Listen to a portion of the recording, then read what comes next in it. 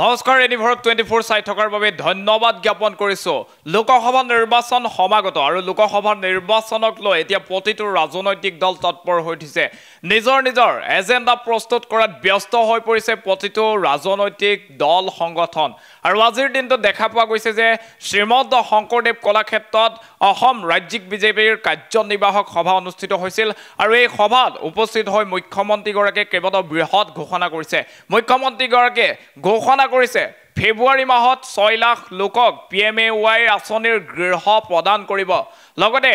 ৰাজ্যৰ 30 লাখকৈ মহিলাক স্বাৱলম্বিতাৰ ক্ষেত্ৰত নতুন আঁচনি অনাৰ পূৰ্ণ সম্ভাৱনা আছে ইয়াৰ পূৰ্বৰ প্ৰতিবেদনত আমি উল্লেখ কৰিছিলো যে ফেব্ৰুৱাৰী মাহৰ যি অধিৱেশন আছে অসম বিধানসভাৰ সেই অধিৱেশনত বাজেট প্ৰস্তুত কৰাত বৰ্তমান চৰকাৰ ব্যস্ত হৈ পৰিছে পূৰ্বৰ বাজেটসমূহতো দেখা পোৱা গৈছে যে হিতাধিকাৰীৰ বাবে ইখনৰ পাছত সিখনকৈ অভিলাষী আঁচনি প্ৰস্তুত কৰিছে ৰাজ্য চৰকাৰে তাৰ সমান্তৰালভাৱে এতিয়া পুনৰবাৰ প্ৰস্তুত হৈ পৰিছে অসম চৰকাৰ আৰু এইবাৰ বাজেটখন এই কাৰণে গুৰুত্বপূৰ্ণ যে আগন্তুক লোকসভা নিৰ্বাচনৰ ভোটৰ অংক আগত ৰাখি বাজেটখন প্ৰস্তুত কৰা হ'ব আৰু এই বাজেটত দুখীয়া জনগণৰ বাবে ছাত্ৰ ছাত্ৰীৰ বাবে নিবনুৱাৰ বাবে বহুতো আঁচনি অনাৰ পূৰ্ণ সম্ভাৱনা আছে আৰু সেয়া যেন আৰম্ভ হৈ গৈছে মুখ্যমন্ত্ৰী গৰাকীৰ ভাষণত সেয়া স্পষ্ট হৈ উঠিছে মুখ্যমন্ত্ৰী গৰাকীয়ে কলাক্ষেত্ৰত কেইবাটাও গুৰুত্বপূৰ্ণ ঘোষণা কৰিছে তাৰ মাজৰ অন্যতম হৈছে 6 লাখ লোকক ফেব্ৰুৱাৰী মাহত PMAY গৃহ নিৰ্মাণৰ সুবিধা প্ৰদান কৰিব 6 লাখ দুখীয়া লোকে এতিয়া পুনৰবাৰ গৃহ পাব ৰাজ্যবাসীৰ বাবে অতিকৈ ভাল খবৰ সুখবৰ এই মুহূৰ্তত জনাইছো এয়াই নহয় মহিলা স্বাৱলম্বিতাৰ ক্ষেত্ৰতো কিন্তু ৰাজ্য চৰকাৰখনে বিগত সময়ছোৱাত বহুতো পদক্ষেপ হাতত লৈছে আত্মসহায়ক গোটসমূহক দিছে প্ৰদান কৰিছে ধন আদায় দিছিল তাৰ সমান্তৰালভাৱে নিবনুৱা যুৱক যুৱতীসকলৰ স্বাৱলম্বিতাৰ ক্ষেত্ৰতো কিন্তু চৰকাৰে পদক্ষেপ হাতত লোৱা পৰিলক্ষিত হৈছিল 2 লাখকৈ টকা নিবনুৱা যুৱক যুৱতীসকলক প্ৰদান কৰিছিল ৰাজ্য চৰকাৰে ব্যৱসায় কৰিবৰ বাবে তাৰ সমান্তৰালভাৱে কিন্তু ৰাজ্য চৰকাৰখনে 1 লাখ নিবনুৱাৰ যে চাকৰি প্ৰদানৰ প্ৰতিশ্ৰুতি আছিল সেই প্ৰতিশ্ৰুতি প্ৰদান কৰিছে বৰ্তমান ৰাজ্যত তৃতীয় আৰু চতুৰ্থ বৰ্গৰ 32000 চাকৰিৰ বিজ্ঞাপন ইতিমধ্যে মুকলি কৰি দিছে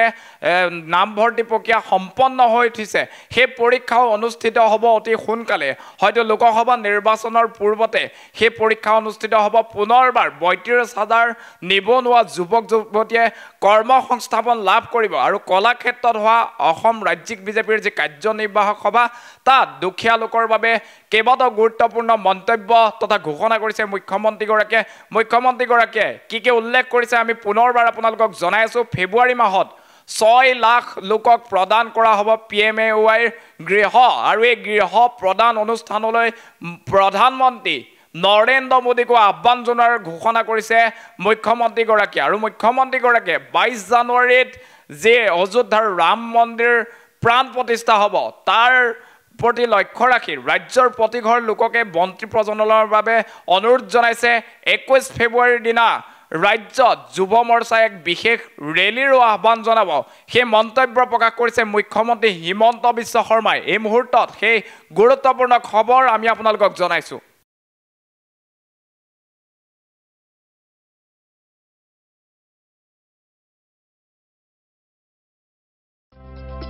আপুনি ঔষধ বিচাৰি হাবাথুৰি খাইছে নেকি যদি খাইছে তেন্তে এতিয়াৰে পৰা আৰু চিন্তাৰ কাৰণ নাই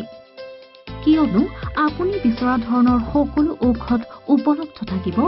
নমন মেডিকছত অধিক পৰিমাণৰ ঔষধ ক্ৰয় কৰিলে আপুনি পাব 10% ৰেহাই কিছু দিনৰ পাছত নমন মেডিকছত উপলব্ধ হ'ব সকলো বিভাগৰ অভিজ্ঞ চিকিৎসক গতিকে দেৰি কিয় কৰিছে আমাৰ ঠিকনা গণেশগুৰি স্বৰ্গীয় খগেন মহন্ত পথ দিছপুৰ পলিক্লিনিকৰ বিপৰীতে